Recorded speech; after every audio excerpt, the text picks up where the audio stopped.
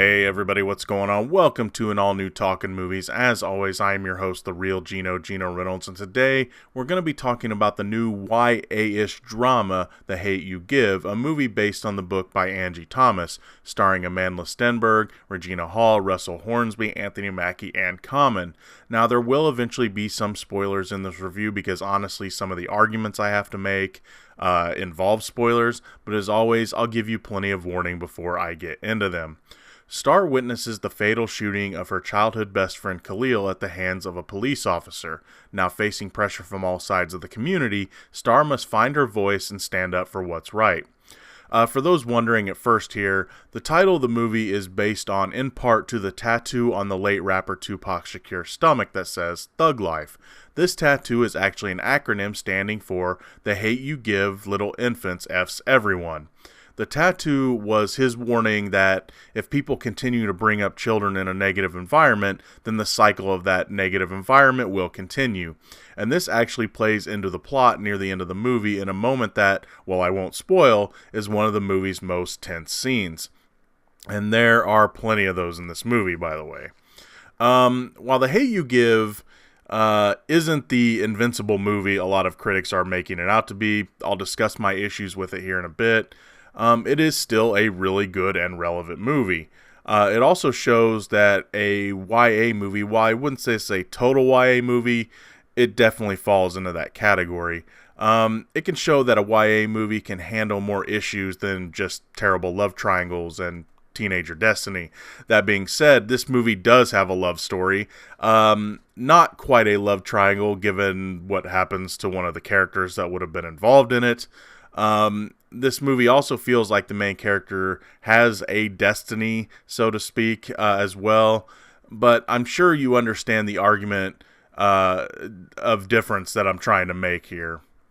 What I'm saying is that movies like this and, say, Love, Simon, for example, have me believing that YA movies can be better despite having similar plot devices as their terrible counterparts. It's all on how you handle the story surrounding those plot devices, what determines if your movie can work or not. For the most part, the acting in this movie is really good. While not all of the performances land, most of them do a great job at driving the story forward and keeping you interested in what's going on. Amandla Stenberg, who plays Star, has a very tough task of pretty much carrying the entire movie on her shoulders, and honestly, she makes it look easy. I'm happy to see her get to do a movie that doesn't end up wasting her talent, like Everything, or The Darkest Minds, for example. While this movie still has her being cast in, YA movies still, it's movies like this that show she is ready to try her hand at other types of film. Star is a pretty complicated character because when we first meet her, she's technically living two lives. One is her life in her home neighborhood, with the other being her life at private school, where she has to change who she is, who she labels as Star version 2. Before the police shooting happens, she seems very happy with this life, but after the shooting, she begins to learn some pretty harsh lessons about life and people and just how unfair and messed up things can get, and how all of this, her playing these two different roles just isn't going to work anymore. Most of the supporting cast does a great job as well. I think that the strongest performance of the supporting cast came from Russell Hornsby, who plays Star's father, Maverick. His character comes off as a bit of a sage character for his daughter, all while being a flawed character himself. Maverick used to be the right-hand man of the King's Lords, which is ran by King, played by Anthony Mackie. So when the plot has his family get mixed up with his old gang, things get complicated. The love of Maverick's life and the yin to his yang is his wife Lisa, played by Regina Hall.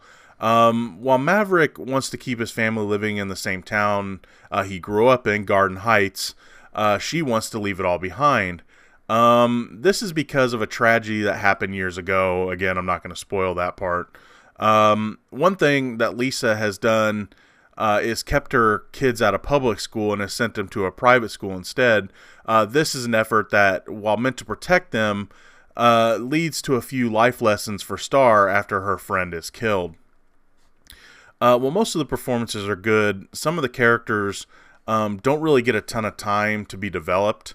Characters like King, again played by Anthony Mackie, and Carlos, who's played by Common, who is both Star's uncle and a police officer, to name a couple of characters that they come off a little one-dimensional. That being said, I get it. Not every character can get enough focus. The movie already has a lot to say and over its 2-hour, it's over 2-hour runtime. So adding more details might feel a little like overkill. The movie's overall message is about being yourself and standing up for what's right. While these messages may get a little sidetracked from time to time in this one, for the most part, the story does keep its eye on the ball and does a good job at keeping itself moving forward. Now, I'm about to hit that spoilery territory that I mentioned earlier, so here's your warning. For those that don't want the movie spoiled, I'll just say that despite the movie's flaws, it's still really worth checking out. I may not say it's a rush to the theater type of movie, but I also don't think that you'd be disappointed with the movie if you did see it in the theaters. I do wish that I could make my arguments here about the movie's flaws without spoilers, but that would be really hard to do. There is also going to be some more here about what I liked as well. Okay, so we're about to hit spoiler town. Are you still with me? All right, here we go. Well, this is a minor one. My first issue with the movie is that we don't really get to know the shooting victim, Khalil, very well before he gets killed. Well, I would have loved to have spent more of the movie getting to know him, making his death hit harder when it happened, like, for example, Ricky from Boys in the Hood. I get why the movie did it the way that it did. They wanted you to get to know Khalil through the other characters in the movie, mostly through Star, of course. For me, this both works well, and I had an issue with it.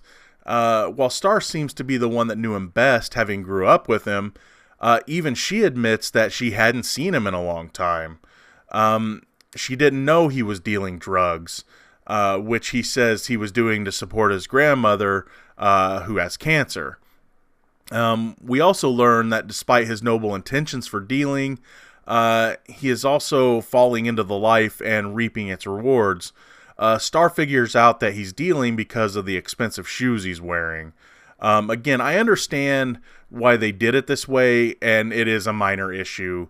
It would have been nice to know more, but the way they did it still worked pretty well.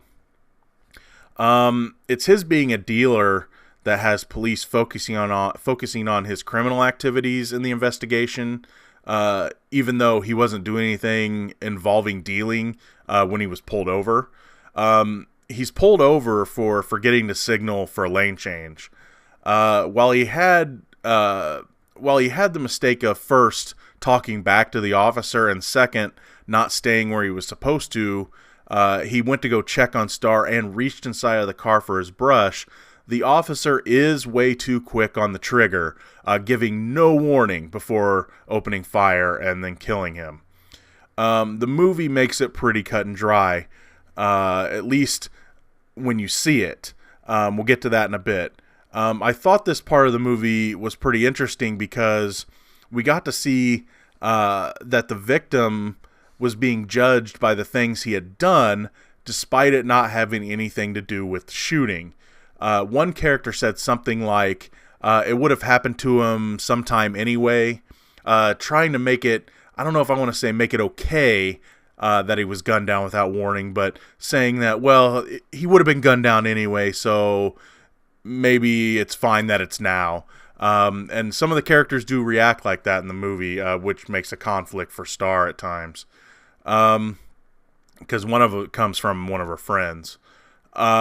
One thing that I liked was that we got to see the good and bad for most things in the movie. For every good neighborhood, there is a bad element in it. For every peaceful protest, there is also ones that are there that take it too far and get violent. For everyone that feels pain for a victim, there is someone that sees it as an opportunity to get a free day from school to protest. Well, all of these worked and worked really well. There is one group we only got to see one side of, and that's the police.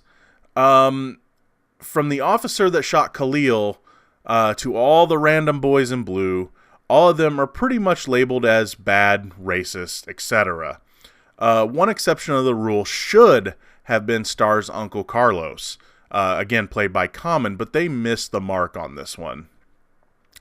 There is a scene where he and Star are discussing the traffic stop, and Star gives him hypotheticals about what he would have done during her incident, and if the neighborhood and driver had been, say, rich white ones, what would he have done? From what I understand, in the book, Carlos is supposed to represent that not all cops are bad, and he stands up to the other officers defending the shooting. He should have represented what a good cop is.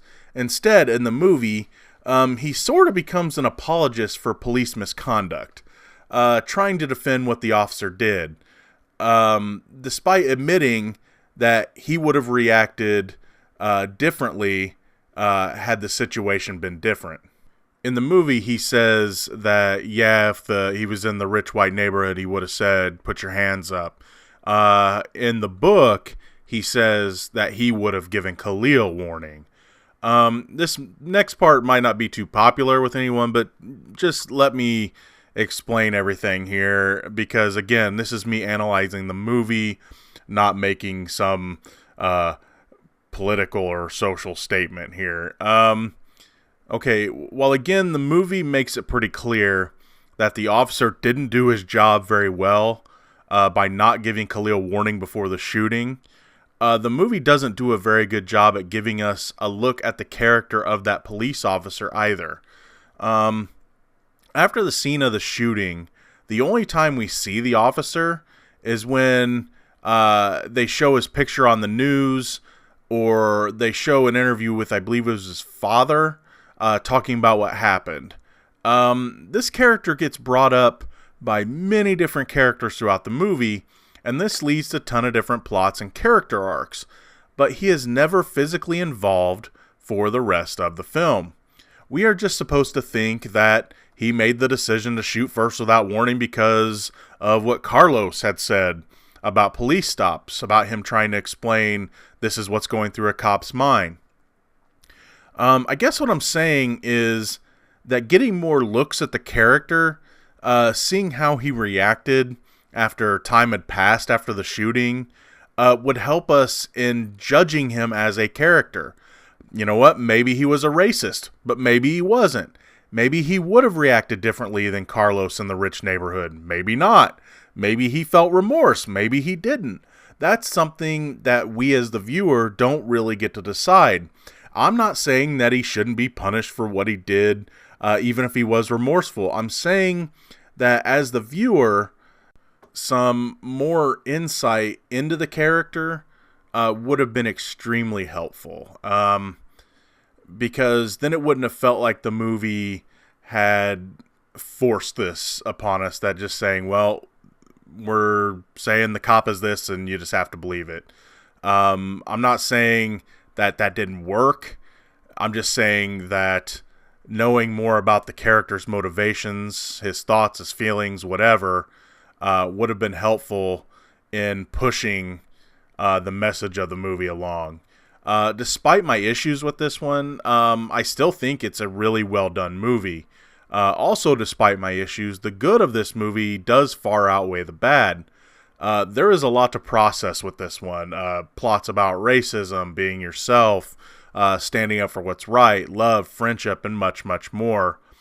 While I would have liked more from what I just mentioned, I don't think the lack of information ruins the movie or anything. I do think that lack of information does keep this movie from being deeper than it could have been, or feeling deeper than it could have. That being said, with so much going on in this movie, I kind of understand why they had to not give so much information on anything. Either way, no matter if they would have given the information or not, this is a movie that I still do recommend. That's going to be all for this edition of Talkin Movies. If you like what you've heard here, please subscribe to the Real Geno YouTube channel, like this video, and if you have anything to say about this movie, please feel free to leave a comment in the section below. Until next time, I'm your host, the Real Geno, Geno Reynolds. See you later.